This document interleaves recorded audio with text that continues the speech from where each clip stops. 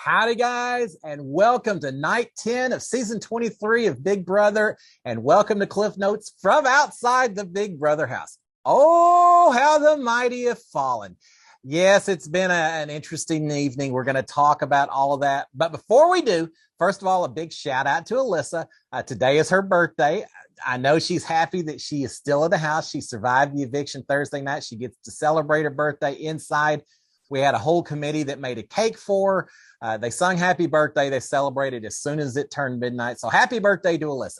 Now, before we talk about the overnight feeds and some of the conversations that took place, let's do a quick refresh on what happened yesterday during the day, because we had two separate, very important events occur. First of all, we had the wild card competition. Frenchie competed in it. Sounds to me, and I don't know this for certain, but it sounds like everyone else, the other two teams, had a random draw to see who competed. But Frenchie wanted to play in the competition. The winner of the wild card and potentially gaining safety for the week was Sarah Beth. Sarah Beth won the competition. I don't know anything about what the comp was just yet, but she won the competition. Now, there was a little bit of a twist involved in the end. In order for her to gain safety, Julie told us about this Thursday night. And sure enough, in order for Sarah Beth to actually win safety after winning the competition, she had to be willing to switch teams, switch over to the team Queens, who lost Travis, so they're short one player. She would have to switch over. Sarah Beth probably didn't think about it too much. She said, no, I'm good where I am. I don't need the safety. And she doesn't. Kylan had already told Sarah Beth that she was going to be safe this week. She knows it. She's not going anywhere. So rather than stir things up by switching over to another team, she said, nah, I'm good. And really, Sarah Beth, I don't think it's as much winning that she was concerned with this week as the fact that by her winning, she kept anyone else from having safety. And that was her primary goal. So once that occurred, she wasn't willing to make a big transition switch over the other team. So that's now two twists in a row where Julie said, oh, offers that you can't refuse. Well, so far, two offers have been refused. Frenchie didn't go for the 2 weeks of safety. Betty's kind of wishing he did that now, right? Frenchie didn't go for that on night one, and now Sarah Beth has turned down safety in exchange for switching teams. So offers not really taking place quite like we thought, but I'm sure it'll change on down the road. So after the wild card competition, we went back to puppies and kittens again while we had the nomination ceremony. Live feeds come back on, and we now have our two nominees for week number 2. And as it turns out, the nominees this week are Frenchie and Brittany. Is anyone surprised? Brittany, maybe a little bit. We'll talk about that. But Frenchie, it was pretty obvious that was going to be what happened. I think once Kylan got that HOH. So I don't think anyone is really surprised. But we get back to the live feeds. Brittany's crying. She's very upset. Frenchie is trying to do what he can to support her, and we're going to talk about that. Here's the theme of this entire evening. I think it's as I said, oh, how the mighty have fallen. Now that Frenchie is not HOH, he has become public enemy number 1. There are a lot of people that are throwing Frenchie under the bus suddenly, especially Brent. Now, Tiffany is certainly pointing a few fingers as well, and she's leading the charge. But we do have a lot of people that have turned on Frenchie very quick. It's the way it happens in the Big Brother house. We find out later that there's talk about why it occurred. Again, Brittany's crying. Frenchie is threatening to blow things up. He said, I'm going to blow stuff up. It's not the word he used. I'm going to blow stuff up. There's going to be fireworks. I'm going out with a bang. He's also telling Brittany that if he wins the veto, he's going to use it on her. He's going to fall on the sword. He's ready to go home. He will protect her so she didn't have to worry. No, you don't do that, Frenchie. You don't ever not use the veto if you can. I understand the noble cause, you protect people. Yeah, I get all of that. At the end of the day, this is a game about individuals, and no matter how much you care, how compassionate you are, you protect yourself. And if Frenchie wins a veto, I fully expect him to do that. I don't see him using the veto on Brittany, but he's telling her, and he's trying to make her feel better, and that's fine, as long as he doesn't actually do it. He also says this, though. He tells her, he says, look, I'm going to make the target on my back so big that no one is going to notice you at all, Brittany. You are going to be just fine if you stay low, if you stay off the radar. It's all going to be about me this week. I think he's right. I truly do. Frenchie's a target. Brittany, not so much. But Frenchie is saying at least that he's just going to blow things up and make himself an even bigger target. That's interesting. You know what that reminds me of? That reminds me back in season 8. When Evil Dick didn't want his daughter Danny going home, so he did the same thing. He went out of his way to be an even bigger ass than he sometimes was during that season. Remember Pots and Pans? Quite the week. Frenchie may be taking something from Dick's playbook and thinking that he's going to do the same thing. Don't know if he's serious or not, but it may make for quite the week of viewing the live feeds, right? We'll find out soon enough. Frenchie is also hoping, and he said this a couple times last night, he's hoping that some sort of America's twist or America's save is in the works, that he feels confident that if there is, he'd be the target, that we would save him if that was the case. I don't want Frenchie to go home just yet. He's been fun to watch, but sorry, Frenchie, it's not going to be a save coming from the America vote. And based on last week in Travis, I'm not sure there's a battle back either if you are the one evicted. And again, I think there's a good chance. I do think Frenchie's a target, and I think there's a good chance that he could be the one that ends up going home. But it's only Saturday. The eviction isn't until Thursday. Lots of things can happen between now and then, including the veto competition that should be taking place sometime this afternoon. So we'll see. Frenchie says a few things last night that I thought were worth mentioning. Frenchie states at one point that, look, people are scared of me because I hold true to my promises. He says that that's evidenced by his promise that no minority or woman was going home under his HOH reign. And sure enough, that he's right. No woman or minority went home. We lost Travis instead. He also is saying, look, I played such a great game last week. I would be offended if I hadn't been nominated this week. God, I love Frenchie. I tell you, no one's going to forget Frenchie after this season, right? So he says that. He also mentions he had a lot of conversations this way. We thought that after the first week in Frenchie was no longer HOH, that he would just kind of blend into the woodwork. That'd be the end. Someone else would take the spotlight. Yeah, I didn't really think that, but we're seeing that that's not really going to be the case. Frenchie also states that he did compete in a wild card competition, that he realized about halfway through the competition that the prize, the twist, whatever the result of this competition, it was probably going to be lame. So he just stopped. Okay. All right. Yeah, that makes sense. I'm not dragging on Frenchie. I love Frenchie. I think he's an interesting player. He's probably playing a little too hard. Well, he is playing too hard and too fast, and now he's going to pay the price, I think. But I'm not dragging on Frenchie. It's just he had a lot of very golden comments and sayings that we got to mention as part of this overnight recap. He later tells Ozza that he thought it would take about 2/3 of the season for him to accomplish all of his goals that he came into the house with. But in reality, it only took him 1 week. He says, yeah, I'm just a lot better at this game than I even thought I would be. I'll just leave that right there. So we hear a little bit more about what actually occurred during the nomination itself. Apparently, Kylan said during his nomination speech that he realized that Frenchie was lying to a lot of people throughout his HOH week. And he did put up Kylan on the block. So really, no one should be too surprised for that reason alone. But he realized that Frenchie was lying to a lot of people.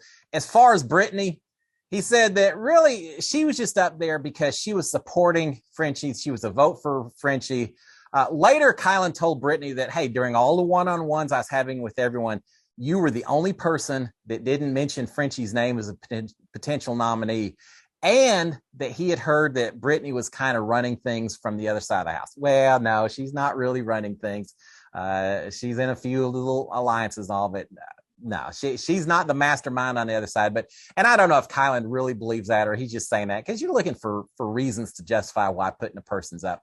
I don't think it matters. I truly think Frenchie's the target in this case. So Brittany was just the person that was easy to put up. But he used this as the main excuse that she had not mentioned Frenchie's name during the one-on-ones.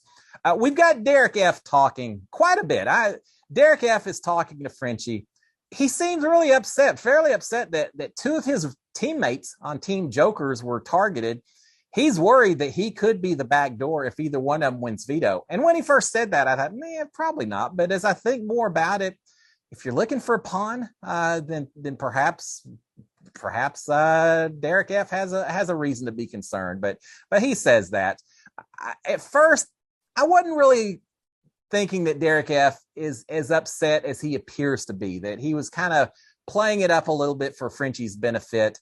But I will say, Derek F spent a lot of time trying to calm Frenchie down, trying to encourage him to keep playing. It's not over yet, and we're going to make things happen. And later, he talked to the cameras, straight to the cameras, and he said that he has one friend in the house, and it's Frenchie. So I got to say, I maybe have underestimated the relationship between Derek F and Frenchie a little bit.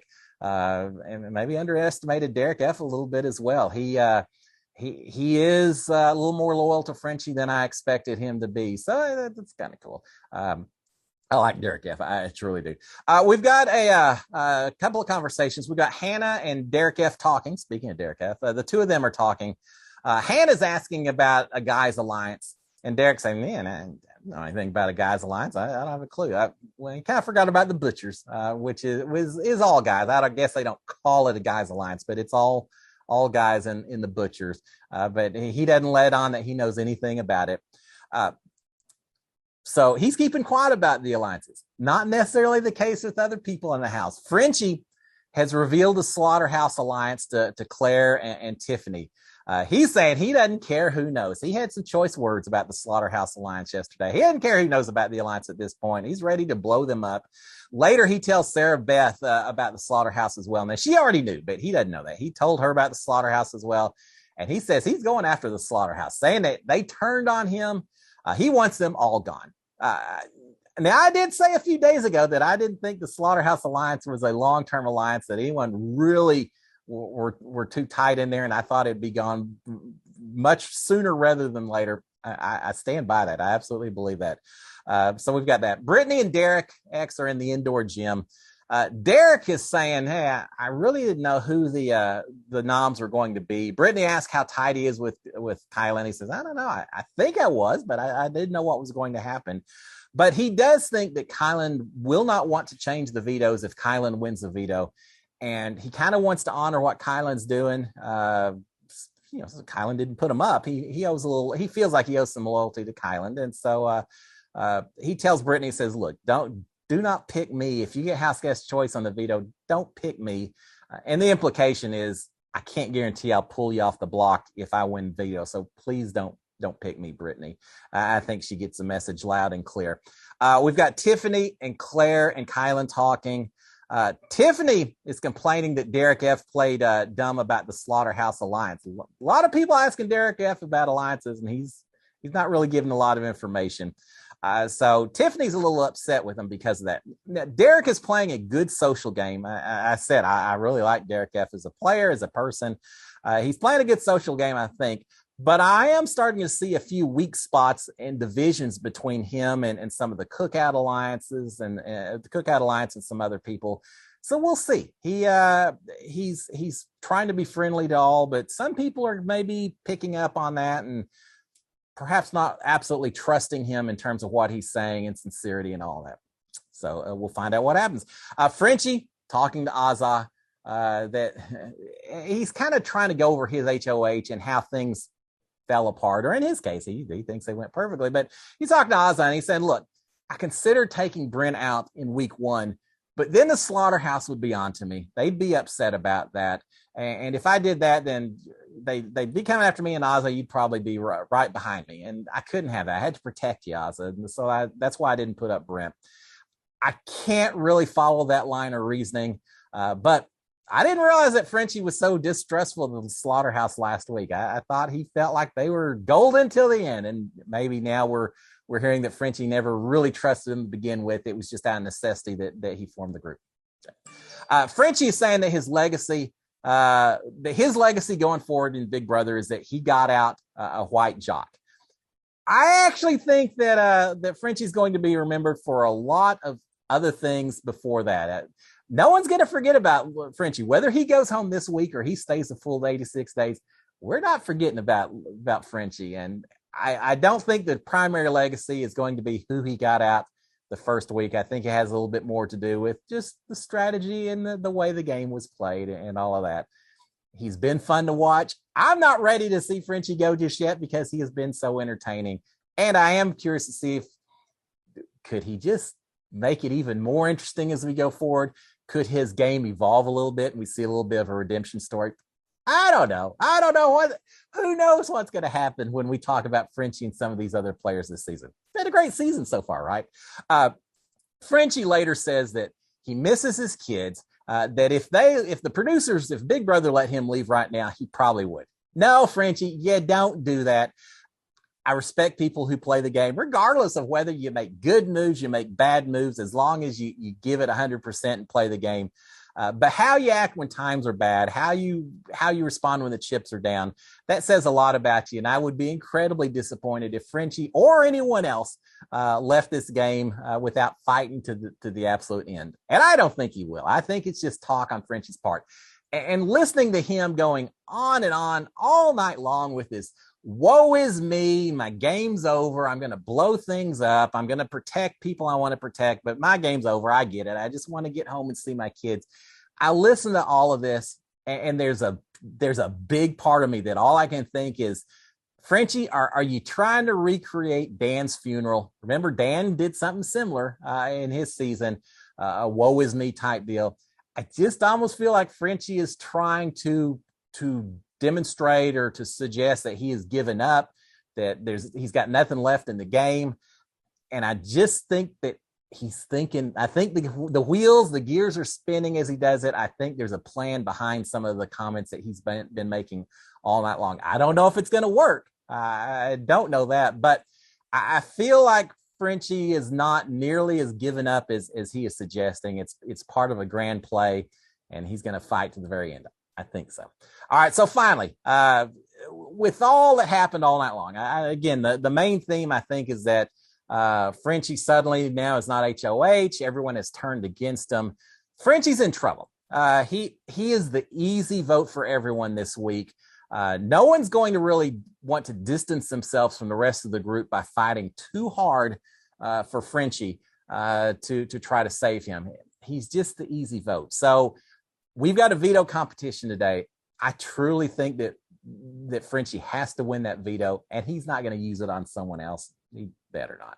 I think he has to win that veto, and if he doesn't, unless there's some strange twist that we don't know about, I do think we could be seeing the last week of Frenchie's game, which will be disappointing. I'm